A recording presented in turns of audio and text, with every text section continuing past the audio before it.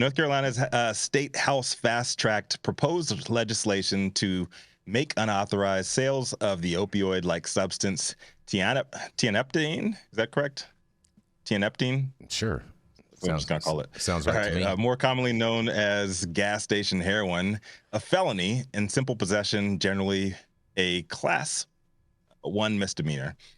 The unregulated drug is sold in dietary supplements commonly found in convenience stores, smoke shops, and online.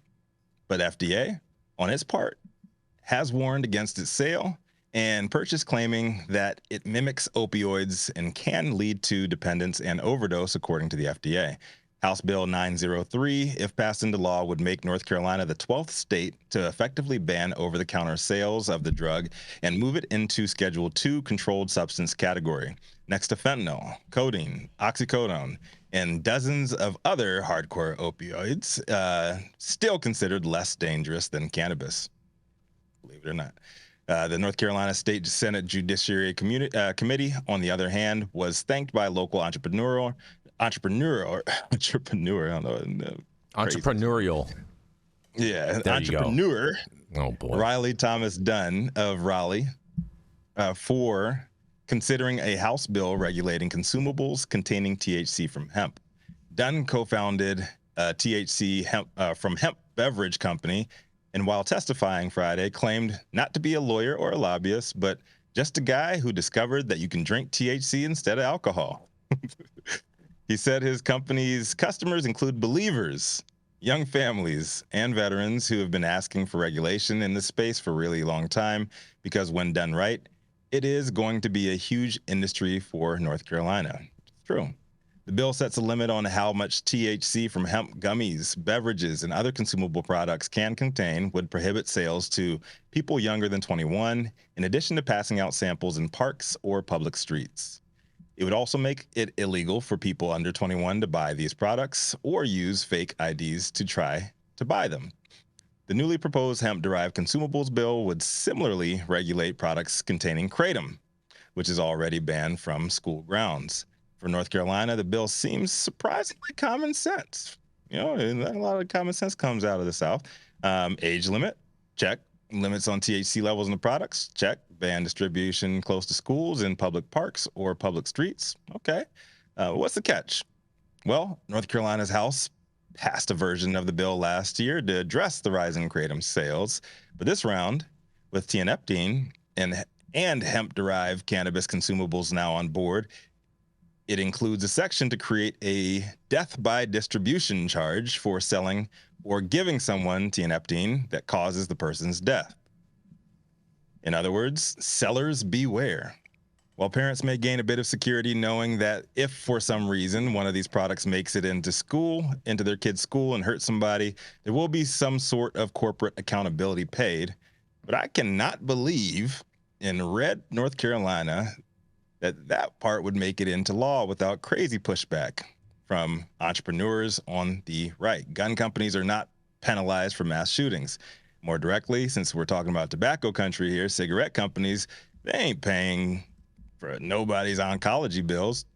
So my question is it not a slippery slope to push forward corporate blame on drug manufacturers here, even if they do cause harm to the citizens? I'd love to hear what everybody else thinks about this. I'm Rico Lamitte, the dopest dad on the street for High at 9 News.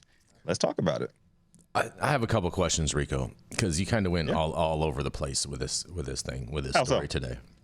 So Did I really? You're telling me that North Carolina is considering banning Delta 8, first of all, correct? In a roundabout way. They said hemp-derived. They didn't. No, they're not talking about banning it. They're talking about regulating it. Common sense regulation. Yeah. Which would entail having an age limit and testing requirements. Am I correct on that? Yeah, they're talking about banning what they call the gas station heroin, tianeptine. Well, I don't even know what that is. Have you ever tried this, Rico? Mathieu St, Germain, you may have tried this. Oh, I'm just amazed there's a drug I haven't heard of, dude. That's me too, bro. and they're selling it at gas stations in North Carolina. Why? Yeah, it's already banned in 11 states.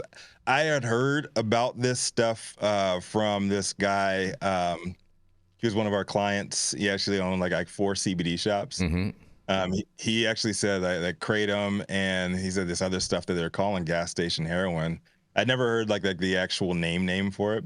He said like he refuses to cover to carry it in his shops, but a lot of people ask for it.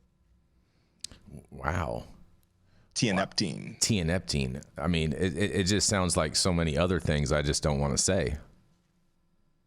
Let's just legalize mushrooms and weed and get people off all these horrible drugs. Yeah. Right. Like I feel like these hemp regulations that they're coming up with make sense for actual THC, actual cannabis. Yeah. Like, why not just let cannabis go? I just don't understand why they want to confuse with this tianeptine in regards with these cannabis compounds, because I have a feeling the North Carolina is one of the strongest markets in the country for alternative cannabinoid products, so per se. And I just don't see them, the legislature passing anything like this. I know that there's a big, strong lobby in North Carolina against this type of stuff, but I don't know enough about this. What'd you call it again, Rico? Tianeptine. I just want to call it Epstein Island, because this just sounds crazy AF. I mean, you can call it what you want, but I'm not gonna call it that. Like, I'm gonna call it like, yeah, it's the epitine. Sounds like it's dangerous. Yeah, it sounds like it's one of these dangerous compounds that somebody found a loophole and started selling it because it. But this compound is not cannabis derived, is it? Because I've never heard of it. No. Okay. No, and that's what I was trying to like quickly research so that I could be a part of the commentary Sweet. on this. Thank you, Yarrow. Is that like I'm trying to make the connection that is like, why are we talking about hemp and this in the same breath? It's because they put it all in the same bill.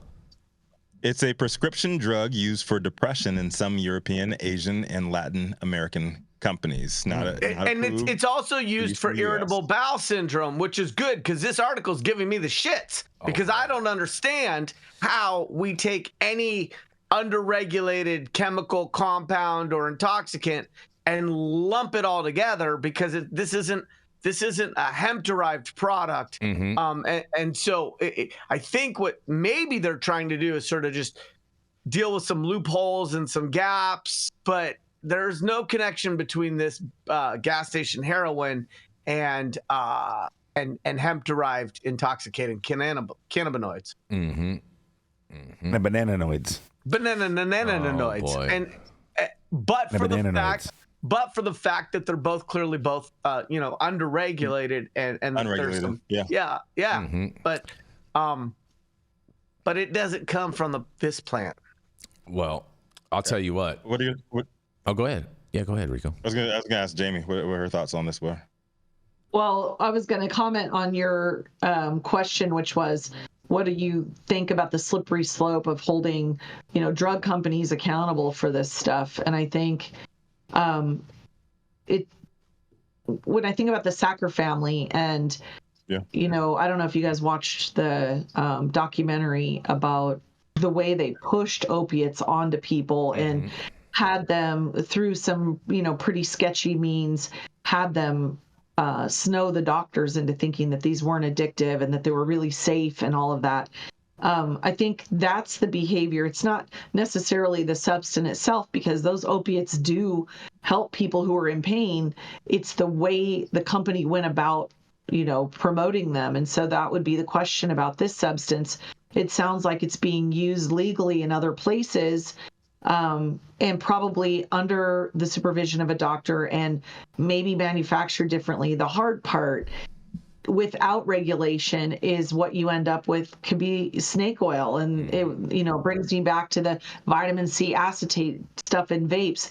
Vapes are not inherently dangerous, but when companies do dangerous things, then they become dangerous. And this is where we need regulation on some level to keep the bad actors out. And yeah, I think companies should be held accountable when they do things knowingly. And that's what, came out of that opiate crisis, is we know that they were doing that knowingly. The other thing is, sometimes with innovation, you you make mistakes and there isn't a nefarious intent, you know, and even the vitamin C acetate, maybe they were like, oh, this is great. And they thought they were innovating. And then they find out, oh, maybe not so much. It's killing people. You know, that's kind of the dark and light side of innovation. And that's where regulation is necessary. And holding people accountable means you don't just wing it, throw spaghetti to the wall, see what sticks. Oh, and if people die, oh, well. You know, but I think about in this country, we just have, you know, a double standard, and it really just depends. It's not a double standard. It's just a standard for some people and a standard for other people. The standard, if you're black and brown, is, oh, you fucked up, you're going to jail. The standard for, you know, anyone who's making money, you're a capitalist and we're just going to slap you on the wrist. You know, and I think about, you know, not to go completely on a tangent, but I think about the whole women's reproductive freedom conversation. And then we're like pro children, and then we're also going to let people shoot up schools and have these mass shootings, and we're not going to control guns, right? You know, because guns don't kill people, people kill people, right? There's all these arguments. That's so true. People kill people. Yeah, guns kill people. Republicans are pro-life until the baby comes out of the vagina, and then no, they're not go to prison. They're pro birth. Right. Well, they all they care about is the birth. Because once the kid's born, if you want assistance, fuck you. That's hold on. I think I agree, Jamie. It goes back to controlling women's freedom. It goes back really to the fact that women are the font of the mystery, and men, most of them, throughout time, have been small and scared, sought to control women and take away that mystery. Really, it goes back into the whole Abrahamic religion and the control of women. We see it in the South. We see it in the Islamic countries. We see it amongst hardcore or Orthodox Jews. We see the same exact threads, which is child abuse, you know, corporal punishment of children, submission of women, and control of the polity to enable and continue class stratification. Keep the priest classes and those who are the landowners owning everything, and everybody else as their serfs. Which makes me want to go to the drugstore and buy synthetic heroin and put myself out of my misery. Well, I do just want to say two things on this. One of them being, I think it's important for everyone to remember that without men, women would just be woes. Oh Lord. Okay. Speaking of woes, I just want to say controlling women that's a pretty, you know, heinous allegation. I'm guilty as charged, and that is why we have a set of pink handcuffs in the bedroom. All right. Well, we're not going into none of that extraness today. It's Monday. It's the most important day. We're not going into that. But we do want to thank the C word. Is that for your pegging moments? Is that what that's about? Whoa, you guys are getting all off the rails over here today. We do want to thank the C word, though, okay? The C word, okay? Because he says a big what up to everyone with a poor relationship to their father. Shout out the C word. It sounds like it was a fun day for Yarrow on Father's Day. Yeah, it was. Yes, and on that, we're going to go to a commercial. We're going to be right back. You guys are getting out of control. Everybody needs their tri-tip barbecued.